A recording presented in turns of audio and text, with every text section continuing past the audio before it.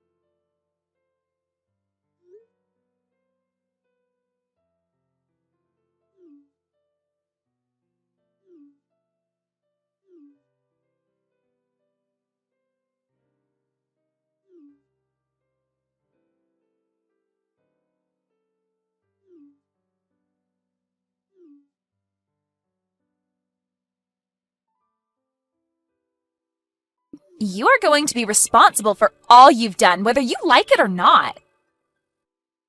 Riley, why are you texting me now? Because I have to make sure that Gabby is all right. Archie, you are a total jerk for throwing your wife and baby away to be with another woman. Why the hell could you do something like that to another person? Especially when your wife is having the hardest time of her life after giving birth to May. Do you not feel any remorse for what you've done? So she went to you and cried about what's going on? You can leave all this be, all right? Right now, we are already planning on getting a divorce. Huh? Why are you so screwed up now? Right now, Gabby is so stressed out and cannot smile because of everything. And you're laughing about divorcing her? Why, Archie? The only reason that Gabby looks so sad and upset right now is because she's really good at acting. Huh? Are you kidding me? You had always been such a kind brother to everyone and someone that I'd always brag about. And I still am just as kind as I always was. Don't frickin' lie to me!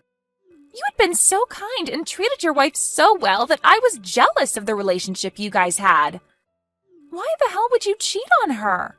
She's the perfect woman for you, and you're going to turn away from her? Is there someone more important to you than your own wife and daughter now? Hold on now. You can settle down. I have not been cheating on her, all right? I was even shown the picture Gabby has as evidence of you being with another woman. You and this other woman are hugging. There is no way you can tell me that that right there is not proof of you cheating. That happens to be Gabby's friend. So you're telling me now that you've been fooling around with your wife's friend? For crying out loud, that is frickin' messed up. I told you that I haven't been doing anything with her. Are you at your house right now? I'm not. I'm at the office right now trying to get some work done. Well, then can you tell me where Gabby is? She's over at my place right now. She told me that she no longer wants to be in your guys' house anymore. So I'm having her stay at my house for the time being. Has Gabby been over your house since last night? Yes. She told me that she couldn't stand being anywhere near you after finding out. So she came running into my house crying about how horrible you are, telling me what terrible things you said about her. Why would you be doing this to someone as special as Gabby? I had no other choice. That's just how I feel about things now with her. You are literally the worst husband. You can say that about me now, but I think that it's wild that she'd go over your house after that. I had assumed she'd be running back home to her parents' house. She told me that day she'd be going back over to your house to get her things. She was only able to bring over May's things last night. But before you get back home from work, she'll be back over at my house and staying there. And she thinks that she'll head back to her parents' house tomorrow. I see. I'm sorry for causing you all this trouble. I don't care about having her and May at my house. Not after what you did to them. I want you to explain yourself to me right now, though. I am really upset with you right now and want to know everything that's been going through your mind. What made you do all of this in the first place to her? To both of them? I have seriously not been cheating on her. I promise you that. Then what was that picture I looked at that Gabby was showing me? I think that Gabby may have asked her friend to come up and hug me in order for her to take a picture at the exact moment and later use that picture against me. She's trying to paint me as the one cheating right now. Huh? Why would you think something like that? I'm thinking she's doing it so she can get both money from me and child support and an settlement. So you're saying that she's been planning to divorce you for a while now, then? Well, I think so. For a while now, I've felt that I'm not May's actual father. I heard about that from Gabby already. She's told me about how you're never around to help her care for May. You've been making her act like a single parent for the past month, right? I can understand why she'd want to divorce you if you're never going to come home and help with her newborn baby. But I'm not helping her with May because that's not my daughter. What?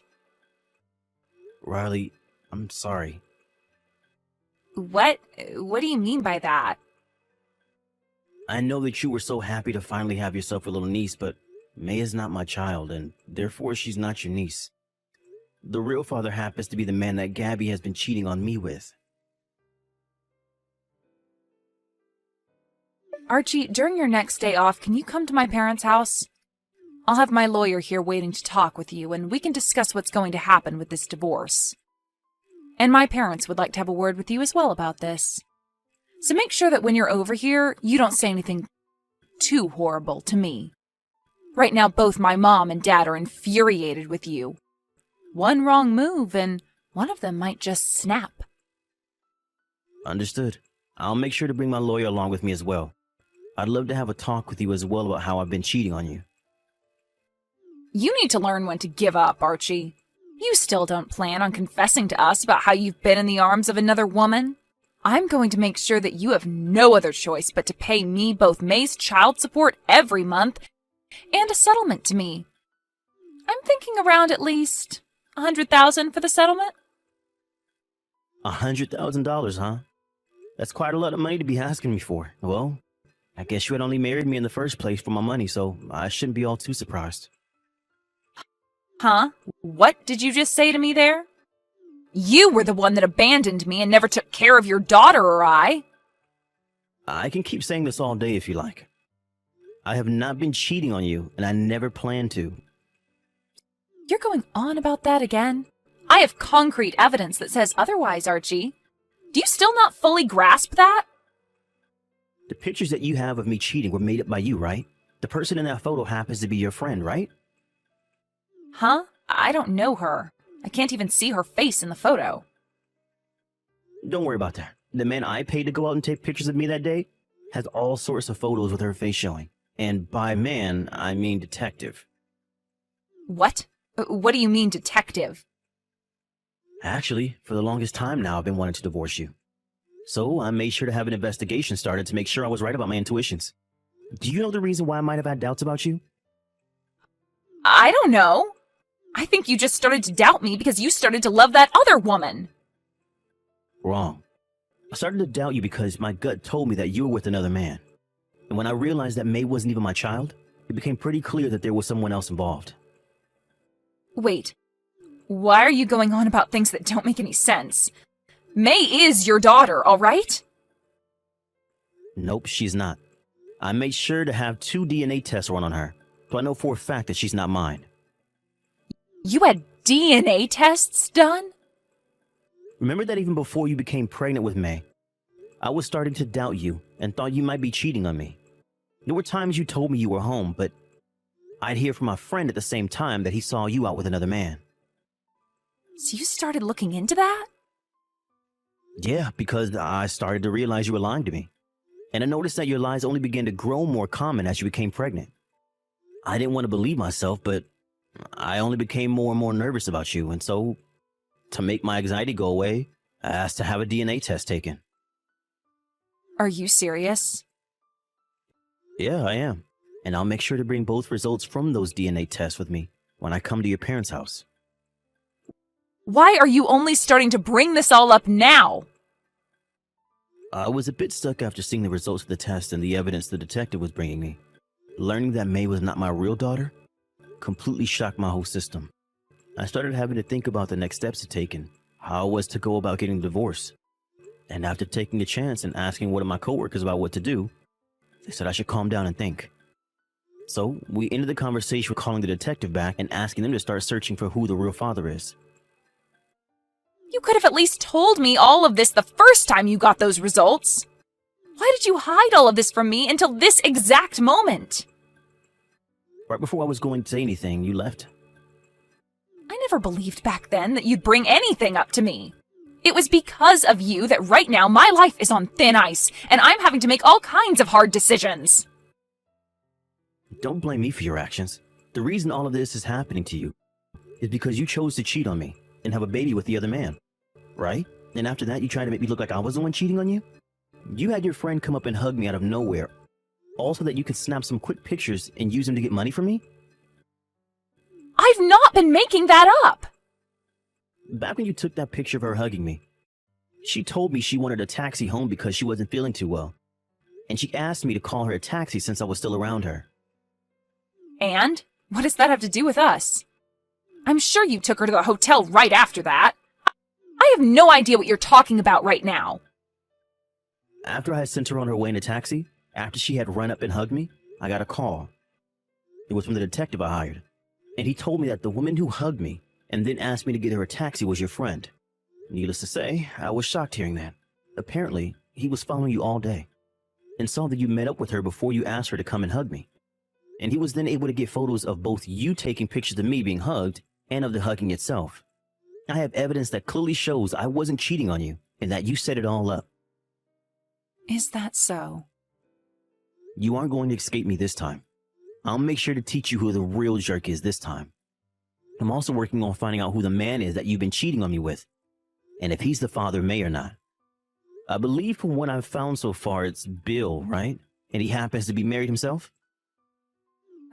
Listen, Archie, I'm so very sorry about cheating on you, but that whole interaction I had with Bill was a one-time thing. That was fast.